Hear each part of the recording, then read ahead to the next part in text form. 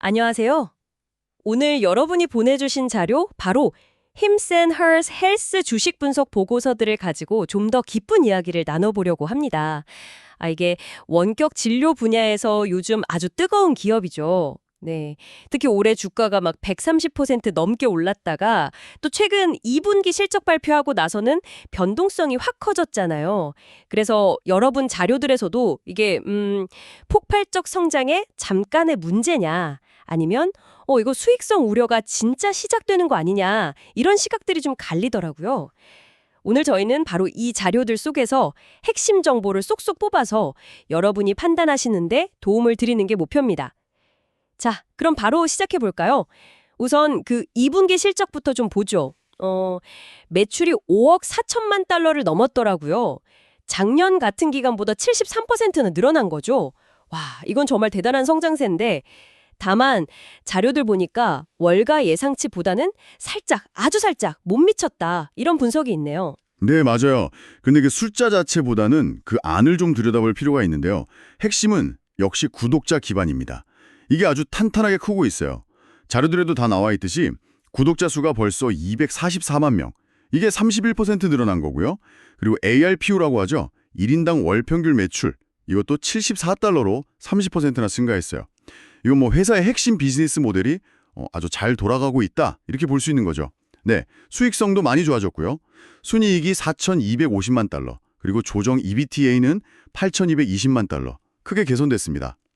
여기서 조정 EBITDA는 간단히 말해 회사가 영업활동으로 현금을 얼마나 잘 버는지 보여주는 지표 중 하나라고 보시면 됩니다. 네, 성장세도 좋고 수익성도 좋아지고 이건 분명 좋은 소식인데요. 그런데 또 보내주신 자료들에서 어김없이 지적하는 게 그 매출 총이익률이거든요. 이게 76%로 작년보다는 한 5%포인트 정도 떨어졌다는 거예요.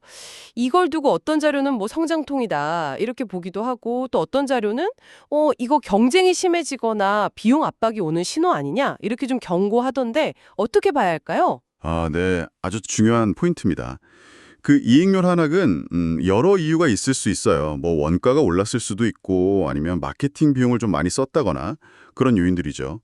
실제로 자료에서 언급된 것처럼 회사가 내놓은 3분기 조정 EPD 전망치도 약간은 좀 보수적이에요. 이걸 보면 회사 내부적으로도 이제 비용 관리에 좀 더 신경을 쓰는 모습인 것 같습니다. 이게 일시적인 건지 아니면 좀 구조적인 문제인지는 앞으로 좀 더 지켜봐야 할 것 같아요. 그렇군요. 그럼 앞으로 뭘로 더 성장할 건가? 이 성장 동력 부분은요? 이것도 자료들에 많이 나와 있던데 캐나다 같은 해외 시장에 나간다거나 아니면 뭐 호르몬 건강 서비스 같은 새로운 사업을 한다거나 이런 계획들이 있더라고요. 맞습니다. 그 두 가지가 이제 장기적인 성장 잠재력을 키우는데 아주 중요한 요소로 꼽히고 있죠. 당연히요. 그런데 여러분이 보내주신 그 분석 보고서들에서도 다들 지적하듯이 여기에는 또 위험 요인도 분명히 따라옵니다. 예를 들면 해외 시장 나갔을 때 그 나라 규제 문제라던가 아니면 생각지도 못한 비용이 더 든다거나 특히 호르몬 건강 같은 새로운 분야는 경쟁이 갑자기 확 심해질 수도 있고요. 이런 실행 과정에서의 불확실성이 분명히 존재해요. 그래서 결국에는 이 원격 진료 시장 자체가 커가는 상황에서 힘수한 헐스가 어떻게 자리를 잘 잡고 이런 문제들을 풀어갈지가 중요하겠죠.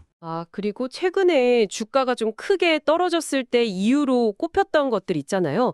노버노디스크랑 제휴가 잘 안 됐다거나 2분기 매출이 예상보다 조금 낮았다거나 하는 것들. 이것도 자료들에 상세히 나와 있더라고요. 그런데 또 흥미로운 건 이런 단기적인 이슈에도 불구하고 회사의 기본적인 체력, 그러니까 흔히 말하는 펀더멘탈 자체는 크게 나빠지지 않았다. 이런 분석도 꽤 있다는 점이에요. 네, 사업 모델이나 재무 상태는 아직 괜찮다. 뭐 이런 거죠. 그렇죠. 그게 중요합니다. 특히 이제 밸류에이션 측면에서 좀 재미있는 부분이 있는데요. 여러분 자료 중 하나가 2025년 예상 실적 기준으로 PEG 비율을 계산했는데 이게 0.6 미만으로 추정된다는 거예요. 이 PEG라는 게 주가 수익 비율, PER을 이익 증가율로 나눈 거거든요. 보통 이게 1보다 낮으면 이 회사 성장하는 거에 비해서 주가가 좀 싼 거 아니야? 이렇게 해석할 여지가 생기는 거죠. 그러니까 시장이 단기적인 걱정에 너무 민감하게 반응해서 장기적인 성장성을 충분히 가격에 반영하지 못하고 있을 수도 있다. 이런 해석의 근거가 될 수 있습니다. 다만 이건 정말 강조해야 하는데 이 주식 변동성이 엄청나게 높다는 점, 이건 꼭 기억하셔야 합니다. 자료들에서도 이 점은 다들 빼놓지 않고 이야기하는데요.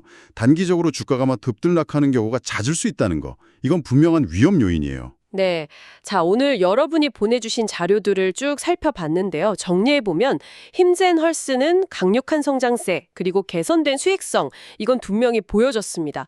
하지만 동시에 아까 말씀하신 것처럼 주가 변동성이 아주 크고 또 이익률 하락 압박 가능성도 있고 신사업이나 해외 진출 관련해서는 아직 불확실성도 남아있다. 이런 과제들도 안고 있는 상황이네요. 맞습니다. 그래서 결국 이 회사에 대한 투자를 어떻게 할지는 여러분 각자의 투자 성향, 그리고 또 얼마나 위험을 감수할 수 있느냐에 따라 달라질 수밖에 없습니다. 저희가 자료들을 분석해본 바로는 만약에 장기적인 성장 가능성을 더 크게 보고 이런 변동성을 견딜 수 있다면 최근 주가 조정이 오히려 기회가 될 수도 있겠죠. 하지만 단기적인 변동성이 너무 부담스럽다 하시면 조금 더 신중하게 상황을 지켜보는 편이 나을 수도 있습니다.